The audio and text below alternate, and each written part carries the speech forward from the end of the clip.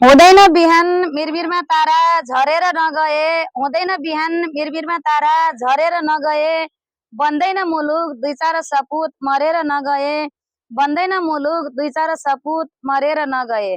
नमस्ते, म शिक्षिका कमलायर। फेरि पनि म मेरो ऐर अफिसियल युट्युब च्यानल मार्फत तपाईहरु समक्ष उपस्थित भइसकेकी छु। आज म मेरो ऐर अफिसियल युट्युब च्यानल मार्फत हजुरहरु समक्ष प्रजातन्त्र दिवसको बारेमा म केही कुरा भन्न गइरहेकी छु।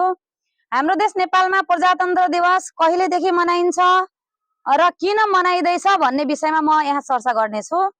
सर्वप्रथम त प्रजातन्त्र दिवसको उपलक्ष्यमा तपाईहरु सबैजनालाई हार्दिक मंगलमय शुभकामना व्यक्त गर्दछु। शहीदहरुको बलिदानले आएको यो प्रजातन्त्र दिवसमा प्रत्येक वर्ष फागुन 7 गतेको दिनमा शहीदहरुको सम्मानको लागि यो प्रजातन्त्र दिवस भव्यताका साथमा मनाइदै आइरहेको छ। प्रत्येक वर्षको फागुन 7 गतेको दिनमा प्रजातन्त्र दिवस हाम्रो देश नेपालमा मनाइन्छ।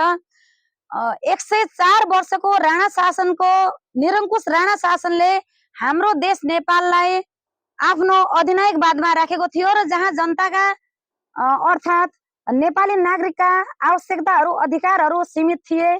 जनताले कुनै कुरा पनि गर्न पाउँदैन थियो, बोल्न पाउँदैन थियो र आफ्नो विचारहरू व्यक्त गर्न पाउँदैन थियो। र तत्कालीन जहानिया राणा शासनका विरुद्धमा उत्रिएको जनलहरको अगाडि राणा शासनहरुको केही पनि चलेन।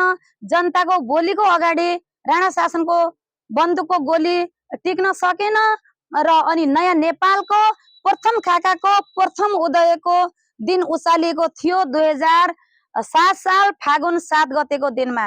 र यही दिन नै आजको दिन प्रजातन्त्रको दिन भनेर त्यही दिन नामाकरण गरिएको थियो र त्यही दिनदेखि प्रजातन्त्र दिवस भव्यताका साथमा मनाइदै आइरहेको हो। प्रजातन्त्रमा नागरिकहरू स्वयंले चुनेर पठाएका व्यक्तिहरू नै शासन व्यवस्था सञ्चालन गर्ने गर्छन्।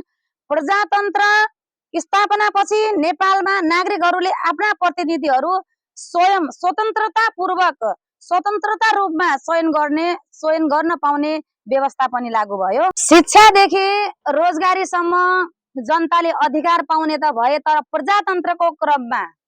प्रजातन्त्रको यात्रामा नेपालले विभिन्न किसिमका चुनौतीहरू सामना गर्नु पर्यो। पञ्चायती व्यवस्था 2046 सालको जनआन्दोलन र 2062-63 को दोस्रो जनआन्दोलनका कारण विभिन्न घटनाले गर्दाखेरि प्रजातन्त्रलाई थप परिपक्व बनायो। आजको युगमा प्रजातन्त्रलाई अझ बलियो बनाउनका लागि नागरिकहरू सचेत हुनु आवश्यक छ। नेताहरूलाई उत्तरदायी कसरी बनाउने, सुशासनलाई प्रवर्धन कसरी गर्ने, भ्रष्टाचारलाई कसरी रोक्ने भन्ने विषयको लागि नागरिकहरू सक्रिय हुनु जरुरी रहेको छ। प्रजातन्त्र केवल शासनको प्रणाली मात्र नभए जनताको सहभागिता, अभिव्यक्ति, स्वतन्त्रता र समृद्धिको आधारशिला हो।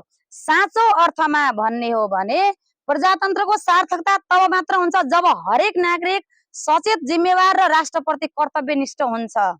स्वतन्त्र नागरिकहरूका स्वाभिमानी सपनाहरू यिनै प्रजातान्त्रिक अभ्यासहरू भित्र कोरिँदै आएको छ। त्यसैले 2007 साल फागुन 7 गते जुन हाम्रो प्रजातन्त्रको घोषणा गरिएको थियो, जुन राणा शासनको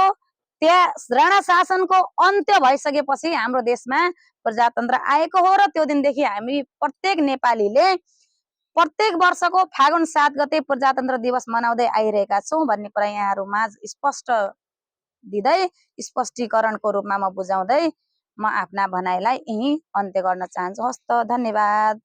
thank you for watching my YouTube channel।